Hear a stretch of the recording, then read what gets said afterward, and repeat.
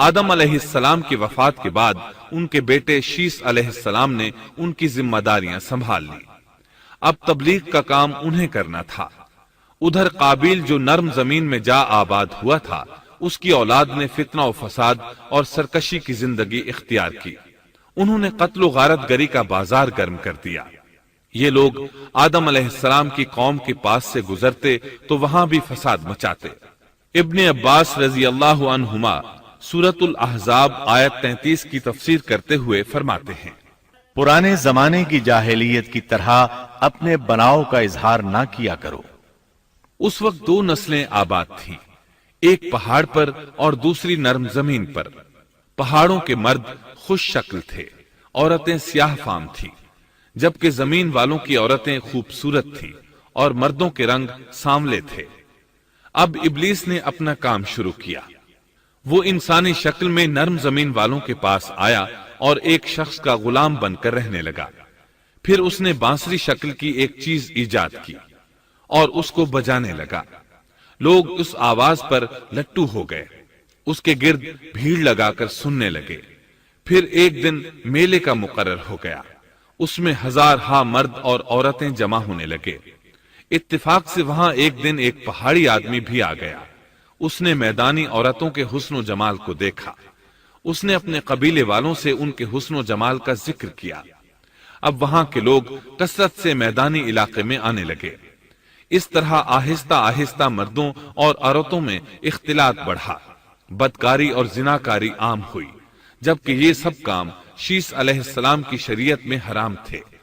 یہ سب بیان کرنے کے بعد ابن عباس رضی اللہ عنہما کہتے ہیں، اللہ تعالیٰ کے قول وَلَا تَبَرَّجْنَ تَبَرُّجَ الْجَاهِلِيَّةِ الْأُولَى کی یہی تفسیر ہے، اور قدیم جاہلیت سے یہی مراد ہے، کیونکہ ان لوگوں نے زمین میں ایک عظیم فساد اور انتشار برپا کر رکھا تھا۔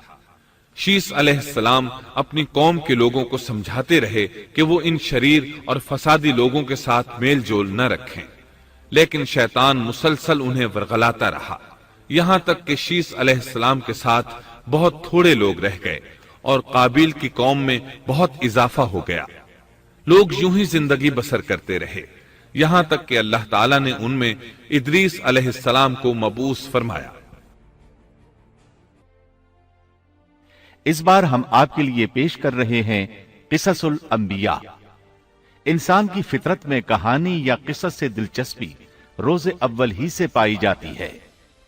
قصص کا لفظ عام طور پر کہانی یا داستان کے لیے استعمال ہوتا ہے، لیکن قرآن مجید میں انبیاء کے جو قصے بیان کیے گئے ہیں ان کی غرض و غایت کچھ اور ہی ہے۔ اللہ تعالیٰ نے انسانیت کا آغاز فرماتے ہی انبیاء کا سلسلہ شروع فرمایا۔ انبیاء اور رسول پے در پے آتے رہے۔ کہا جاتا ہے کہ رسولوں کی تعداد 300 سے زائد ہے اور انبیاء کی تعداد 1,24,000 سے زائد ہے۔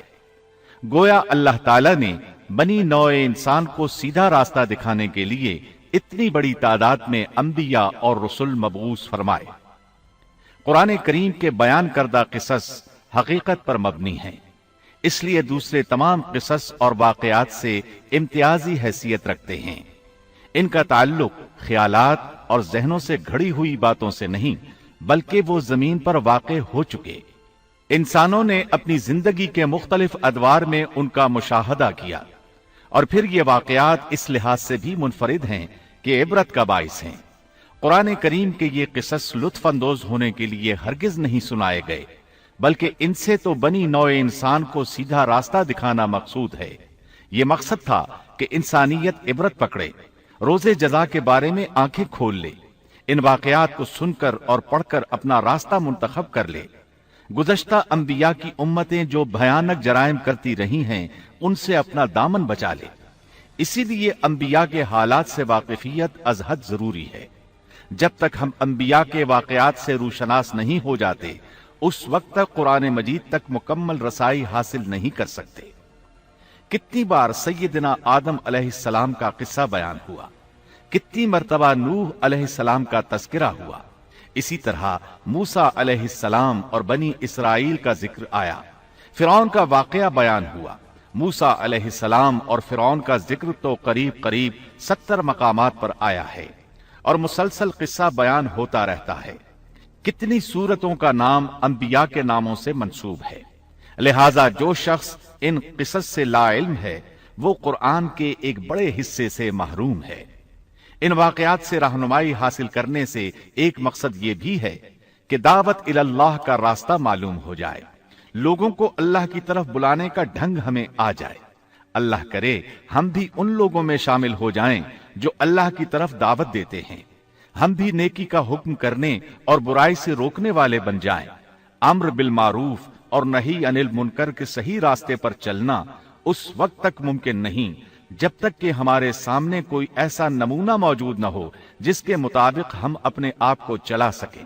اور صاف ظاہر ہے سب سے عظیم اور بے مثال نمونہ نبی اکرم صلی اللہ علیہ وسلم کی مبارک شخصیت ہے، جیسا کہ اللہ تعالیٰ فرماتے ہیں یقیناً تمہارے لیے رسول اللہ کی زندگی بہترین نمونہ ہے۔ رسول اکرم صلی اللہ علیہ وسلم کے بعد سب سے نمایاں مثال اور نمونہ باقی تمام انبیاء کرام ہیں، پھر صحابہ کرام اور صالح لوگ بھی نمونہ ہیں۔ انبیاء کرام کے واقعات قرآن کریم کے ذریعے ہم تک پہنچے ہیں، اسی طرح نبی کریم صلی اللہ علیہ وسلم کی سیرت مبارکہ اور آپ کی احادیث مبارکہ سے بھی ہمیں ان کے حالات اور واقعات معلوم ہوئے۔ Thanks for watching. Don't forget to like, comment, share and subscribe to